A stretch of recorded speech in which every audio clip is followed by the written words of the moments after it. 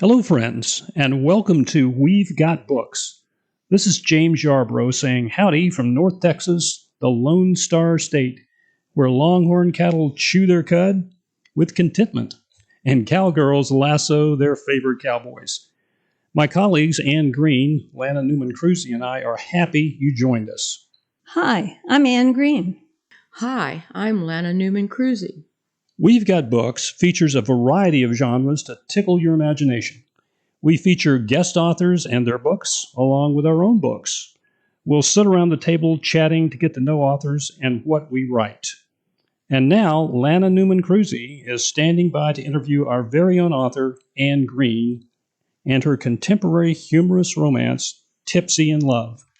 So grab your favorite drink and enjoy this joyful journey into the literary world. Take it away, Lana. Thank you, Jim. Anne, tell us a little bit about yourself. Listeners who have tuned in on some of our other podcasts already know a great deal about me. So I'll just mention a few things people might be surprised to learn about me. Our house is the party house. Any get-together and I'm hostess. Not because I'm the best, but because our home is the only one large enough to embrace our entire family. Hubby and I open our home for Christmas, Easter, Thanksgiving, birthdays, engagement parties, baby showers, and any other event our delightful family asks of us. We love to entertain. I'm a huge fan of learning new things. If I watch news at night before climbing into bed, I have to switch over to something fluffy so I don't have nightmares. So I end the night with the Great British Bake Off, where everyone laughs, creates great artistic baked goods, and has fun. But I can't say I've learned to bake anything. I love trying new things. When a new restaurant opens, I'm there. With a new exhibit, I go to see it. Church is a huge part of my life. I became a Christian at age 21, and the Lord Jesus became my center and reason to live. Hubby and I read the Bible together every morning as we have our coffee. Then we have our prayer time for family, friends, and the problems of the world. Wow, Anne, I've known you for years, and now I know you even better. In fact, I'm going to follow some of your great examples. So let's move on now to your books. You've written 37 and are in the process of finishing number 38. What book are we discussing today? Today we're taking a trip down humor highway with my book, Tipsy in Love. I'd like to start by reading the back cover copy. Here it is. Tipsy in Love. Charm Clearbell hatched a plan to leave her Tampa apartment to chase her boyfriend to Scotland during leap year in order to propose. She arrives during the storm of the century, and her plane is rerouted from Inverness to Aberdeen. During a series of ridiculously funny events, she meets Rick McDougall. Helicopter rescue pilot Rick falls immediately, impossibly, irresistibly in love with Charm. He has 2 days to talk her out of her plan to propose to eminent plastic surgeon Harry Bear and to show her his love. Meanwhile, the stunning Kathleen traps Rick in her own matrimonial net. This hilarious romp will have you laughing all the way to the final proposal. Anne, I know Tipsy in Love is your funniest book yet. Would you read an excerpt for our listeners, please? Thanks, Lana. I'd love to. Jim, would you read the male part? I'd love to, Anne. I'd like to read where the hero and heroine meet. This takes place at a pub in Scotland, where after leaving the airport, an old man with a silver beard dropped her during a heavy downpour, and Charm had to walk a good distance to find refuge inside. Charm hefted the heavy case up in one hand, balanced her shoulder bag, and used her other hand to shield her eyes from the smacking rain. With a wave of his hand, Santa look-alike jumped into his cab seat, cranked on the engine of his Molly Me Girl, and lurched forward, the rear wheels sending a tsunami of water over her. Soon the taillights disappeared in the monsoon. Charm pushed her high heels into her coat pocket. Yuck. Her bare feet had better traction in the mud below the water, but now the water rose thigh high. The hem of her summer dress clung to her legs. She floundered toward the single light. The longer she trudged, the further away the glow seemed. Her waterlogged hood slipped down to settle an extra ton of wetness on her neck. She reached what, in the darkness, looked like a low stone fence enclosing a yard. A few dozen more steps, and she knocked on the sturdy wooden door. No answer. Music and the sound of voices wafted through the door. She pounded louder. Still no answer. She shoved against the old-fashioned door latch. The door swung open so easily she fell through onto a wooden floor. Ouch! She shook her head, and water flew like a dog shaking after a bath. A tomb-like silence replaced the music and voices. She blinked against the bright light and struggled up from her knees. Sure enough, a sign above a long wooden bar read, Friesenberg Diner. She pulled in a deep breath, plunked her overnight bag onto the wooden floor, and glanced around. This was no ordinary step back into time. Friesenberg Diner must have been restored to represent a tavern built for fishermen, with baited fishing hooks and fishing lines and other implements of torture hanging on the wall. Not a place inviting to a tourist, but a steady floor beneath her feet rather than a bouncing bus felt good. Oh, look what the storm floated in! The resounding voice came from behind the wooden bar that took up half the small room. Hello. Her voice sounded as breathless as she felt. She pulled in several deep breaths. Sounds American. That brogue drifted from one of the four men seated at the bar, each staring over his shoulder at her. Could they gawk any more? A giggle burbled up. Four stooges. One bald, one fat, one skinny, and one grinning like a jack-o'-lantern with a missing front tooth. But friendly looking. Drowned rat, more like. The voice behind the bar had slightly lowered in amplification, but still several decibels above a normal-sounding male voice. Have you lost your way and your shoes? Neither, thank you. I know precisely where I am, and my shoes are in my coat pockets. Charm softened her curt tone. This is the Friesenberg Diner, is it not? Somehow her disappointment at the place and her frustration at the day's delays had crept into her voice. Do all Americans stow their shoes in their coats? Now the barkeep's tone sounded belligerent. Yes, at your service, miss. Oh, the man was a piece of work. Do all Scotsmen forget their manners? She shook herself, leaving a puddle under her bare feet. She unbuttoned her raincoat, swung the waterlogged garment out, and draped it over the nearest chair. She bent and tugged her high heels from the wilted pockets. As she slipped them on her feet, a loud wolf whistle skirled from behind the bar. She jerked upright. So rude. Are all Scotsmen such wolves? The bald man, lounging in the first seat at the bar, swung around to face her, his back to the barkeep. Now, Angus Broderick MacDougall, is that the way we Scots treat a lady? And do you see what she's done to my clean floor? The sarcastic voice belonged to the Scot behind the bar, apparently named Angus. And you call that a lady? Sure, and Angus, the lady's dress be wet enough to show her femininity, but a gentleman wouldn't make no mention of such.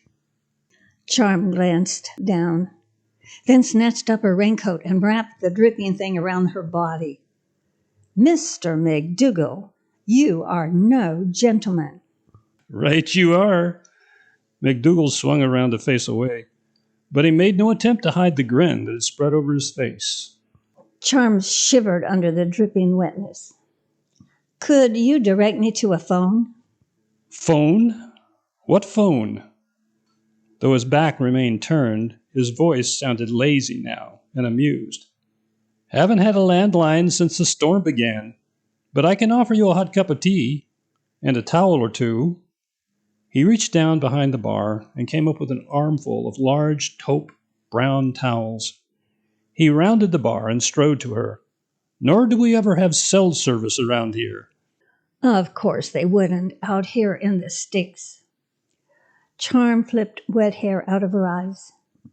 McDougall was fairly tall and medium build, dressed in nondescript pants and a worn gray sweater. Silhouetted against the light, she wouldn't recognize him if she met him on a sunny street. But his unwelcome attitude exasperated her to her last nerve, giving her voice the chill of the outside storm.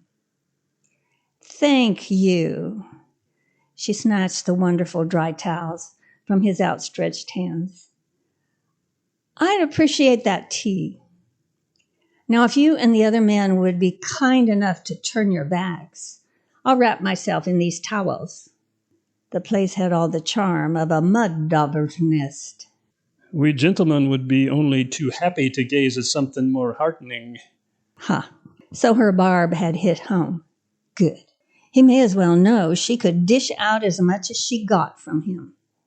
She certainly was not going to direct any of her clients to this hole in the wall. The diner didn't even qualify as campy. Ugh, speak for yourself, Angus. We haven't seen anything so nearly interesting in a good long while. Long as I can recollect, the fat man murmured. Aye, 3 other voices echoed. Can we turn now? If you must. Wrapped from neck to calf in the towels, Charm pulled an ancient chair from beneath a scarred wooden table and collapsed. Her feet hurt. She must have bruised them on the road. Every bone ached. I've had a long, immensely irritating journey. Where is that tea? If your majesty will allow me to serve her, I will fetch her drink. Oh, the bartender was insufferable. How did such a man run a restaurant? Please. She laid her head on the table. A rustle behind her and tea, slopped over into the saucer, was placed near her hand. She didn't look up. Footsteps walked away. She raised her head. Because of the poor light, the barkeep was a shadow behind the bar. The 4 men, still inspecting her, murmured together. Not her concern. She sipped the tea hot. The aromatic brew warmed her. At least the tea was good here. The towels were warm. After the journey she'd had, sitting here almost naked, wrapped from neck to toes in brown towels, large enough to be used at a beach, seemed perfectly normal. The 4 Scots at the bar kept up a continuous low babble, soothing in contrast to the muted thunder and occasional flashes outside. The barkeep, Angus, rattled dishes. No one sat at the other 3 tables. The room was dim as a cave. She yawned. Is there an inn nearby? Her question brought immediate silence to the room, as if she'd told them a bomb was about to explode. A B&B? A cabin? The forehead swiveled toward the barkeep. He cleared his throat. placed a glass he was drying on the wooden top of the bar. It's not a difficult question. I need a place to find something to eat, take a shower, and get some sleep. Surely there's such a place in Frasenburg. All four gaped at her, each with a different expression of surprise. They looked at one another. Then, as if cued by an unseen hand, all pointed their noses at the barkeep. He lifted a glass and wiped. Oh, no. Let me guess. This is Frasenburg's diner and inn. As if they played in a comic movie, the four heads pivoted to gaze at her and then at the barkeep. McDougall slapped his dish towel on the bar, made a face as if he ate something disagreeable, swirled the dish towel on the bar top, heaved a sigh, grabbed her overnight case, then motioned for her to follow him. Well, she'd never heard that Scots were particularly hospitable, but that man must hate women. How could such a crab run an inn?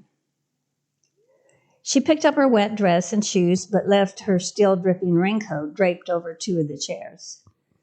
As she was placing each foot on a stair tread, following the bar grouch up a steep flight of steps, she overheard one of the men below. Nay, I didn't think old Angus would let her stay. Nor I, after what happened to him. Charm turned and leaned down to hear more. Mumbling floated up. She had to proceed upstairs or rouse the barkeep's suspicions that she eavesdropped. She stepped to the landing. The man in front of her opened a door at the top of the stairs. She gazed around. This seemed to be the only room upstairs.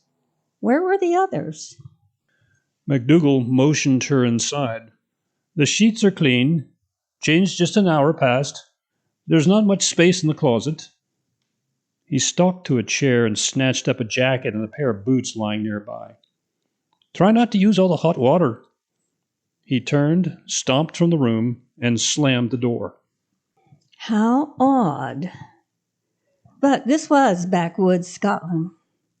Life had to be different here. She peeled off the towels and hung them over the single chair. She plopped on the bed, fairly comfortable with an inviting brown comforter over fresh scented sheets. Shabby brown curtains hung at a small window. How did the untidy man run a diner? Not going to get any 5 stars from her. After a hot shower, she donned the yoga clothes she always carried in her overnight suitcase and sank on the bed. Her tummy rumbled. No phone. She'd have to run downstairs and order room service. She moved to the armoire, which served as a closet. Probably no slippers provided, but she'd have a look. The door creaked as she opened it. What? The sandalwood scent of mail sprang out. Men's clothes filled the small space. Men's shoes overflowed the floor space. What? Oh, no. The barkeep lived up here. This was his room. A knock sounded on the thick door. She padded barefoot and opened it. The jack-o'-lantern man stood there. He tried to hide his gaze behind his hand, but he eyed her up and down. Angus said you used all the hot water in his hoosie. Hoosie? Aye. The man rubbed his hands and grinned as if something tickled him. He might just be the lassie to make him stay. What do you mean? He raised and wiggled his fisted hand as if in a cheer. Och, soon enough you'll know. He laughed, turned and took the stairs down 2 at a time. Strange. Why would she want to make the eccentric barkeep stay anywhere? She shrugged. Not her problem. Rain blasted against the small window pane. She had to get to Harry. She'd find a ride out of here tomorrow. Storm or flood. She was not made from sugar. She must find Harry. Oh, Anne, I so enjoy that exciting excerpt. Where can readers find Tipsy in Love? Go to Amazon.com, type in Tipsy in Love by Anne Greene. That's ANNEGREENE.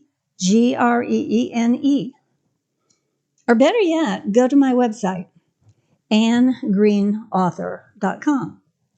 All my books are listed there, and you will also find a short biography, pictures of different places I've been, and things I've done, pictures of my oil paintings, and covers of all my books, along with their back cover copy, and a link to where they can be purchased. Best of all, listeners can sign up for my newsletter. My newsletter comes out once a month and introduces you to my family and interesting events in my life. Listeners can keep up to date on what's happening with my books and with the books of other authors.